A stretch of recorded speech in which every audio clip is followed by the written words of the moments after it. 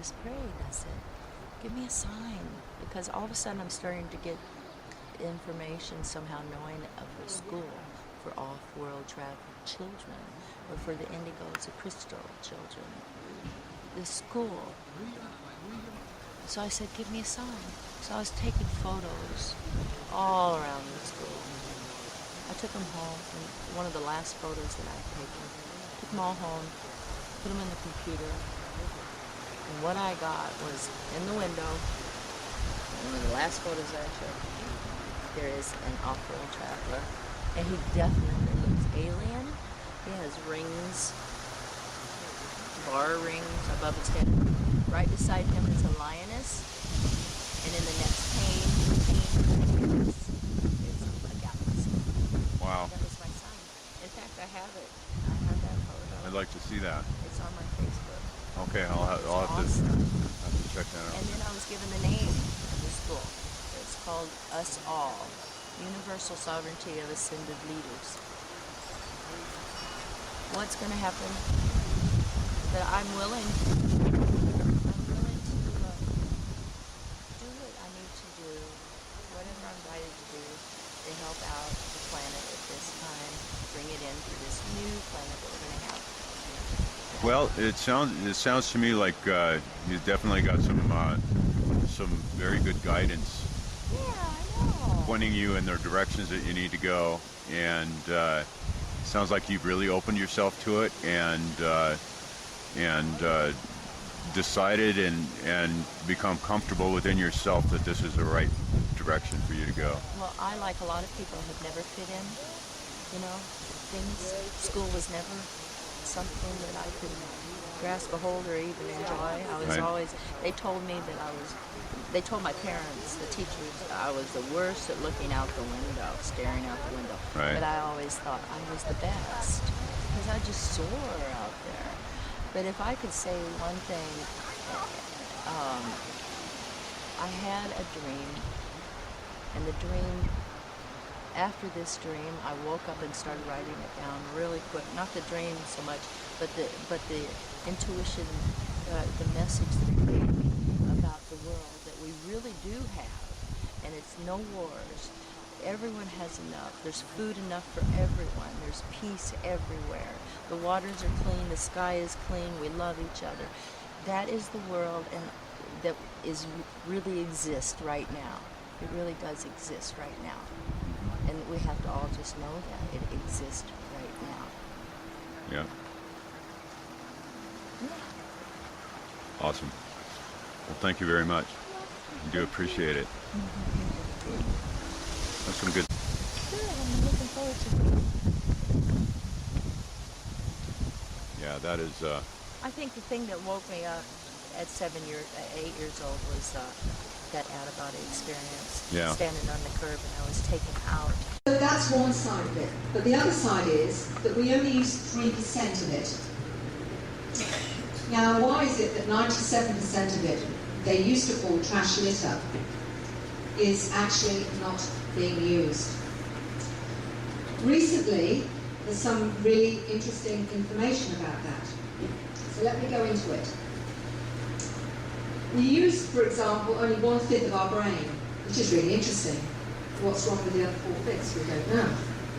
We have 3 billion base pairs of genomes in the genetic code, but only 60 million are active. Why? The information they carry is never read, and we only exist again on 3% of our DNA. A group of researchers Ask questions and then I answer. Well, I'm just a couple. I'll be quiet until you. Let's start off with what's your name and where are you from? Is it on? Yeah. My name's Sharon King, and I'm from Missouri. Beautiful. So, Sharon, what was there some event or something happened in your life that started you on the path to awareness? Started getting you to ask those questions? Well, yes.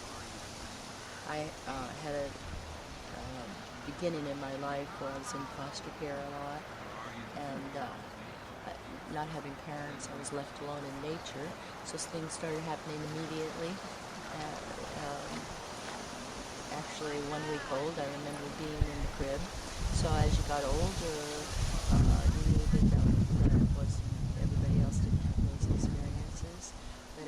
But they kind of followed me through my childhood, seeing things and hearing things. So you have very early memory. Very early. That is awesome. Yeah. Not very many people have that. So great. So you had some other things you wanted to share. Well, I think what brought me here to the Northwest, which actually I was born in Tacoma, so I don't know if that has anything to do with the love of the Northwest that I have in the United States. But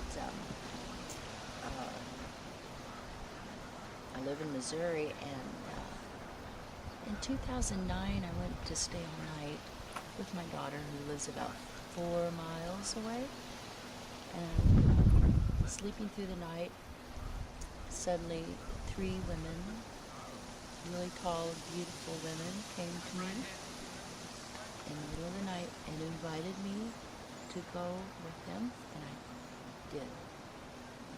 Now, whether this was in my body or astral, I couldn't tell you, but there was a lot of telepathy going on with communication with them. But they took me to a place of just complete vast darkness. But I felt so safe, so more love than I have experienced. Actually, I had a couple of I don't know what they're called, experiences where in childhood, where I felt total love and bliss, kind of was taken out of the body. Right. So this was similar to that, and anyway, we were in this big blackness, no stars, and they introduced themselves as Pleiadians, and at that time they said I was one of them. And So in this darkness, you were able to see them. Were you able to see them? That's the interesting part, because I saw them with, I guess you would say, my mind's eye. I was able to see them Okay. that way, and able to hear them in that way. Okay. And they had me lay down on, long story, but what I found out later was a crystal bed. So I laid down, and it's kind of like they put me under, yet I knew that they were doing work on me. Right. There were others that came in to do this work. And then when the work was completed, they brought me out. One came on one ear, one came on the other, and they whispered my name. And I heard that both in that place and in my 3D bedroom. And and it was the most beautiful sound, beautiful singing my name in my ear. And at that point, telepathically, they had me, and they both, I remember their heads were looking up, and I was looking up. Big white explosion in this big darkness. Okay, so that was very, very peculiar to me. But since then, they've been back, and they encouraged me to wake up around 2, 3 o'clock in the morning and do a little bit of channeling on my computer. But one particular morning, they, again in my ears, they whispered my name 4 times because I was lazy in bed. And it was a soft whisper, Sharon, Sharon, Sharon. And then the last time was Sharon. And it's like, okay. So I feel a connection there. When I think about them, and they're just pure love. I felt so much love from them. And January of 2010, things just started going up crazy. Very vivid dreams that were more than dreams. One night, 12 masters, I was studying masters, 12 of them came, and they lined themselves up like a bowling ball, only they turned sideways. And they did it, at that time I started counting them, and there were 11 or 12. And